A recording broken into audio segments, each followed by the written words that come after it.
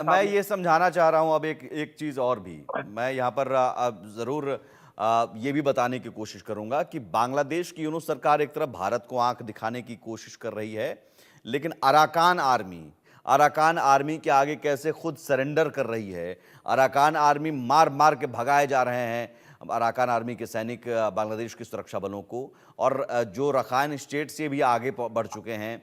जो Saint Martin island जो बहुत महत्वपूर्ण है सामरिक तौर पर, अब जिसकी बात प्रफुल्ल बख्शी साहब ने भी कही कि शेख हसीना ने इनकार कर दिया था, तो वो सामरिक तौर पर बहुत महत्वपूर्ण आइलैंड हो, कॉक्स बाजार हो, वहां तक अब पहुंचने की बात हो रही है। बांग्लादेश तो छोड़िए, हिंदुस्तान छोड़िए, अराकान से निपट ले, अराकान ही काफी है। और कैसे, जरा एक मैप के जरिए हम बताते हैं दर्शकों के लिए, वो जरा दिखाइए वॉल पर कि मैप जो है वो, उसके जरिए आपको दिखाते हैं रखाइन स्टेट, कॉक्स बाजार कहाँ है और सेंट मार्टिन आइलैंड कहाँ है।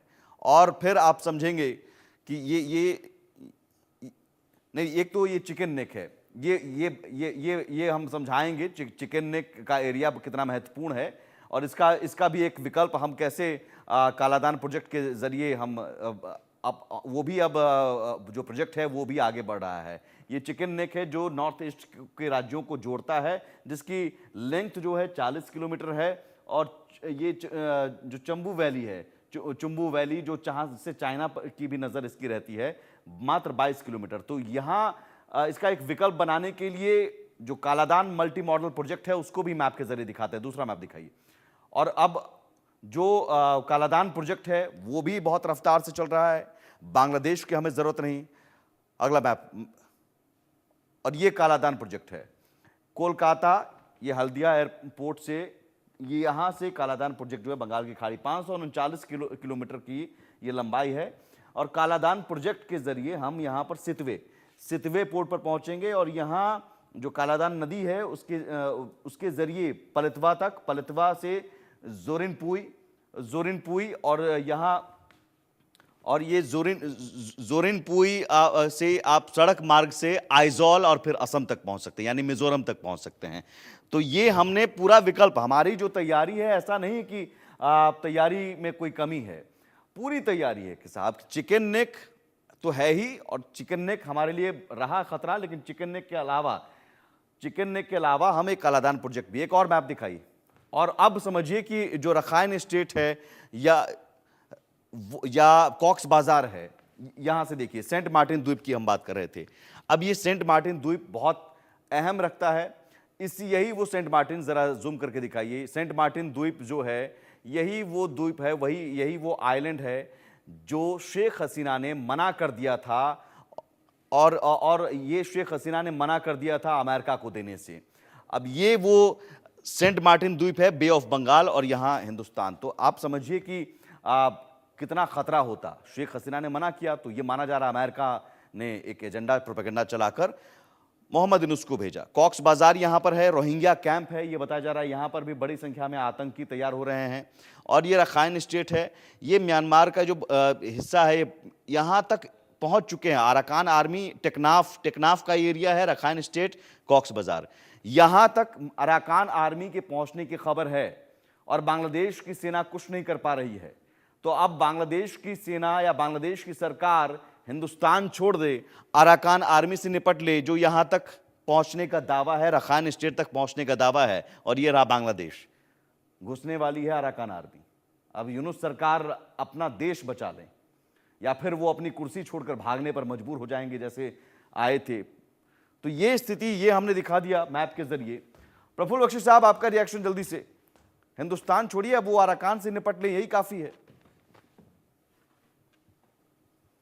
अब इनके जब नोबेल प्राइज विनर जो उन्होंने प्रोटीज रखा है, उनके जाने के खतरे हो सकते हैं।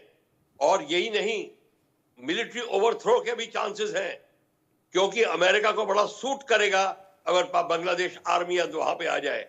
अमेरिका को डेमोक्रेटिक कंट्रीज पसंद नहीं है। अमेरिका चाहता, अमेरिका की दोस्ती सदैव डिक्टेटरशिप कंट्रीज से होती है, ताकि वहां उनका काम चलता है, उनके आर्मामेंट बिकते हैं। और ये सेंट मार्टिन आइलैंड में सबमरीन बेस बनाकर पाकिस्तान को देगा।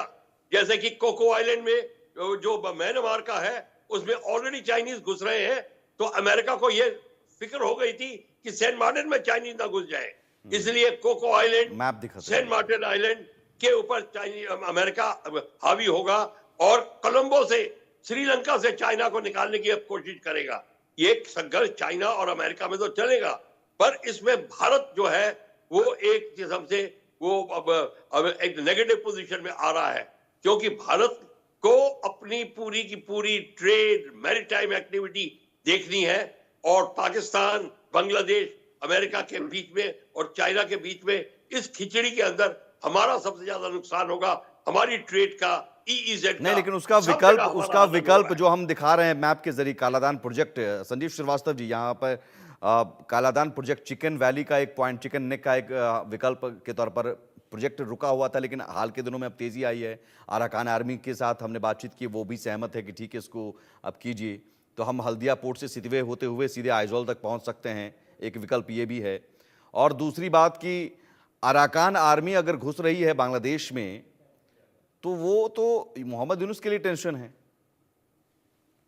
देखिए सुमित जी, ये जो मोहम्मद यूनुस की जो सरकार है, ऐसी रिपोर्ट्स हैं कि ये जो टर्की से इन्होंने अभी TB2 बायरेक्टर ड्रोन्स लिए हैं, ये भारत और बांग्लादेश की सीमा पर जगह जगह ये देखे जा रहे हैं, जगह जगह तैनात कर रहे हैं। अगर मोहम्मद यूनुस की जो सरकार है, इसको अगर जरा भी अगर ये सद्बुद्धि से काम लेते, तो ये जो ड्रोन्स हैं इनकी तत्कालिक जो डिप्लॉयमेंट की आवश्यकता म्यांमार बांग्लादेश बॉर्डर पे है। क्योंकि जैसा कि आपने बताया कि टेक्नाफ रीजन के बहुत बड़े भाग पर अराकान आर्मी ने अपना कब्जा कर लिया है, और ये जो टेक्नाफ रीजन है वो सेंट मार्टिन आइलैंड के बहुत नजदीक है। अगर ऐसी ही स्थिति रही तो Arakan Army Saint Martin Island को भी अपने कब्जे में ले लेगी, और ये बांग्लादेश का जाहिर है कि उसका भी विभाजन हो जाएगा। वो विभाजन से ही वो देश बना हुआ है, और उस देश का भी विभाजन कराने की जो पूरी साजिश वहां पर हो रही है। लेकिन ये जो बांग्लादेश की जो अंतरिम सरकार है, अपने आंखों पर उसने पट्टियां बांध रखी हैं, और जाहिर है कि कट्टरपंथियों को ये सिर्फ सह देने का कार्य कर रहे हैं। हर तरीके से वहां पर एक अराजकता की स्थिति देखी जा रही है। तो इस तरीके की अपनी आंतरिक स्थितियों से जूझने के बजाय ये भारत के विरुद्ध जो है ड्रोन्स की तैनाती इत्यादि कर रहे हैं, तो ये मैं इनकी जो एक मूढ़ बुद्धि वर्तमान समय में जो दिखाई दे रही है, एक जो शॉर्ट साइटेडनेस, विनाशकाले विपरीत बुद्धि, मैं कहूंगा, और उसको विनाशकाले विपरीत बुद्धि भी आप कह सकते हैं। बिल्कुल सही आपने कहा। और अगर इसी तरीके की विपरीत बुद्धि अगर रही, तो मेरा ऐसा मानना है कि बांग्लादेश आने वाले समय में उसी स्थिति में पहुंच जाएगा जैसा कि आज पाकिस्तान है। पाकिस्तान आज 4 भागों में विभाजित होने की स्थिति में है सुमित जी, और बांग्लादेश में भी अगर इसी तरह की स्थितियां रही, आतंकी, अतिवादी जो ताकतें इसी तरीके का अपना प्रभाव बढ़ाती रहीं, डीप स्टेट एलिमेंट के हाथों में यदि वहां की सरकारें खेलती रहीं, तो जाहिर है कि वो अपने राष्ट्र का विभाजन करा के रखाइन स्टेट तक पहुंच जाना, ये खबर है कि टेक्नाफ नहीं, रखाइन स्टेट तक पहुंच जाना, आगे फिर कॉक्स बाजार है। ये आप कितना बड़ा डेवलपमेंट मानते हैं, और आगे आने वाले दिनों में कितना बड़ा खतरा बांग्लादेश के लिए?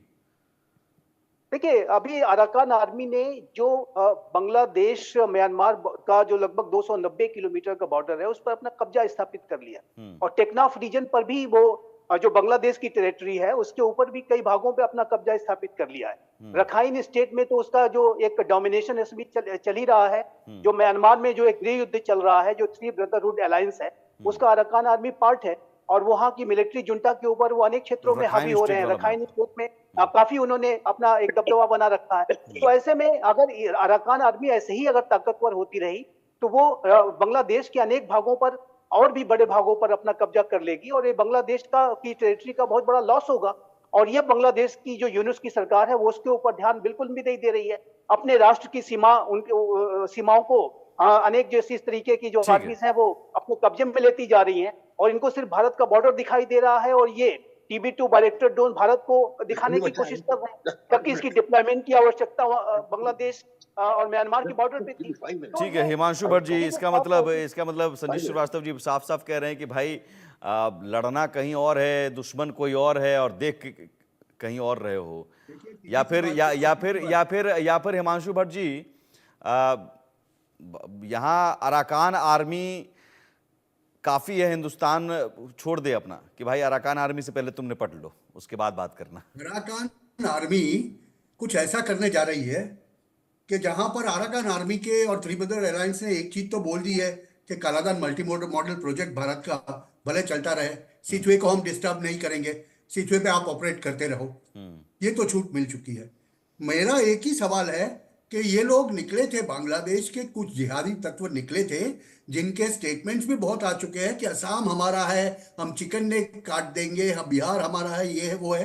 अरे भैया, चिकन नेक की बात छोड़ो, आप अपना चिकन का लेग है ना, जो वो लेग को पहले बचाओ, आपका लेग अराकान आर्मी काट देगा। और जहां तक सेंट मार्टिन्स की बात है, मैं ऑथेंटिकली बोल सकता हूं, आज जो इंफॉर्मेशन मेरे पास है वहां से वो दिखता है कि जहां तक सेंट मार्टिन्स आइलैंड का सवाल है, वहां का एसएस बांग्लादेश के लिए खत्म हो चुका है। ये बड़ी तो खबर आप बता रहे हैं, बहुत बड़ी खबर बता रहे हैं आप। ये जो मेरे पास इंफॉर्मेशन है वो ये बता रही है कि सेंट मार्टिन्स आइलैंड का एसएस बांग्लादेश के लिए खत्म हो चुका है। Arakan army has practically blocked everything apart. तो ये मान लिया जाए मौलाना साहब कि जिहादियों की सोच के चक्कर में एक अच्छा भला देश जो है वो अब बर्बाद हो रहा है इन कट्टरपंथियों और जमातियों की सोच के चक्कर में।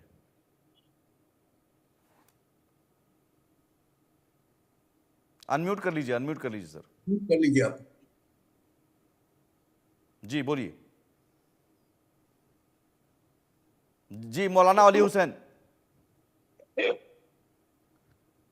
आपकी आवाज नहीं आ रही है। एक मिनट। हाँ अभी बताइए। जी बोलिए। मैं कह रहा हूँ कि एक भारत है, एक जहाँ जो पूरे हिंदुस्तान में, भारत में मुसलमान बहुत इत्मीनान से है, बहुत आजाद है। यहाँ पे ना कोई जुल्म है, ना जाति है, छोड़ के। और आतंकवादी ये मुल्क हैं, चाहे वो है, उसकी मुखालफत कर रही है। और आप देखें हमारे मुल्क के आजम नरेंद्र मोदी जी जो अभी वहां गए हैं, कुवैत गए हैं, क्या इकबाल किया गया है। बिल्कुल सर्वोच्च सम्मान मिला है, सर्वोच्च सम्मान मिला है और लगभग सभी मुस्लिम देशों में जो है बनाई है वहां के ऊपर। दुबई के अंदर दुनिया जोड़ रहे हैं भारत के साथ में, सारे रिश्ते अच्छे कर रहे हैं। वो ईरान भी गए थे, अफ्रीका भी गए थे, मैं अफ्रीका में उस वक्त मौजूद था जब नरेंद्र मोदी जी वहां पे आए थे। उनको वहां पर इस्तकबाल मिला। कीनिया में गए, तंजानिया में गए, कंपाला में गए। दुनिया में भी देख रहा हूँ, अमन अगर कहीं मिलेगा, शांति कहीं मिलेगी, मोहब्बत कहीं मिलेगी, प्यार कहीं मिलेगा, तो वो हिंदुस्तान में मुसलमानों को मिलेगा। यहाँ के हिंदुस्तान के हिंदू जो हैं, दुनिया में सबसे अच्छे तरीके से प्यार मोहब्बत के साथ रहते हैं और अपना पूजा पाठ करते हैं। हम 2-4 लोगों की बात नहीं करते हैं, मगर 99% हिंदू हमारे मुल्क लेकिन मौलाना साहब मैं ये कह रहा हूँ कि ये देखिए आज बांग्लादेश की जो हालत हम देख रहे हैं, आपने जो एक्सपर्ट्स के साथ आपने चर्चा सुनी होगी कि बांग्लादेश के स्थिति अब ये हो गई है कि अब उसके जो जमीन के टुकड़े हैं और अराकान आर्मी अब कब्जा कर रही है, उसके टुकड़े होने वाले हैं एक और। तो ये कट्टरपंथी और इस्लामिक सोच, जिहाद वाली सोच जो है वो बड़ी खतरनाक है। ये सोच चंद ही लोगों के जहन में होती है, हम भी यही मानते हैं, लेकिन ये सोच धीरे धीरे हावी हो जाती है तो पूरा देश बर्बाद कर देता है। नहीं, ये जो है आतंकवादी हैवान लोग हैं, ये इंसान है। मासूमों को मारे, मंदिरों को गिराएं, इनको हम इंसान ही नहीं मानते हैं। इस्लाम ने नहीं सिखाया है। चलिए ठीक है, मोहम्मद मेहताब साहब समझ गए होंगे अब आपकी बात। आतंकवादी ये जो है बांग्लादेश में पाए जाते हैं। जल्दी से मोहम्मद मेहताब उस्मानी, अब आप समझ गए होंगे, इतने एक्सपर्ट व्यू के बाद भी समझ गए होंगे।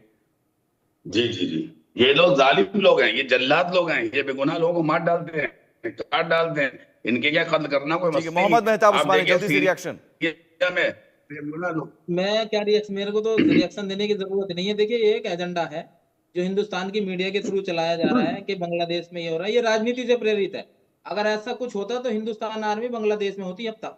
अगर ऐसा कुछ होता, ऐसा कुछ नहीं है, ये सिर्फ एक प्रोपेगेंडा है। ये मौलाना साहब एजेंट है, इनकी कुर्सी है बेचारों की, इनकी मजबूरी है ऐसा बोलना। आपकी कौन सी मजबूरी है यार, क्या बात कर रहे हो? मैं बार बार बोल रहा हूं सरकार आंकड़ा दे रही है तो आप कहने कुछ नहीं हो रहा है। इतना झूठ, इतना झूठ नहीं बोलने दूंगा, मैं बोलने नहीं दूंगा, ये झूठ बोलने नहीं दूंगा। बहुत शुक्रिया। आपको लग रहा है कि कुछ हो ही नहीं रहा है। सरकार हमारी कह रही है 2200 से ज्यादा मामले हुए हैं। वहां की सरकार, यूनुस सरकार आ रहे हैं भाई, यूनुस सरकार मान ली है 88 घटनाएं। चलिए 88 घटना तो मान लो। अरे यूनुस सरकार ने मानी है 88 घटनाएं, मोहम्मद यूनुस की सरकार ने मानी है 88 घटनाएं। क्या मीडिया झूठ बोलती है? मोहम्मद यूनुस, अरे जवाब दें। बहुत सत्यवादी आप हो। इतने झूठ और इतने प्रोपेगेंडा लेकर कैसे चल रहे हो? बहुत शुक्रिया, बहुत शुक्रिया, बहुत शुक्रिया प्रफुल्ल बख्शी साहब, बहुत शुक्रिया संजीव श्रीवास्तव जी, बहुत शुक्रिया मौलाना साहब। ऐसे झूठ और प्रोपेगेंडा वाली सोच या फिर मीडिया रिपोर्ट से बचने की जरूरत है, उस पर विश्वास नहीं करने की जरूरत है। विश्वास कीजिए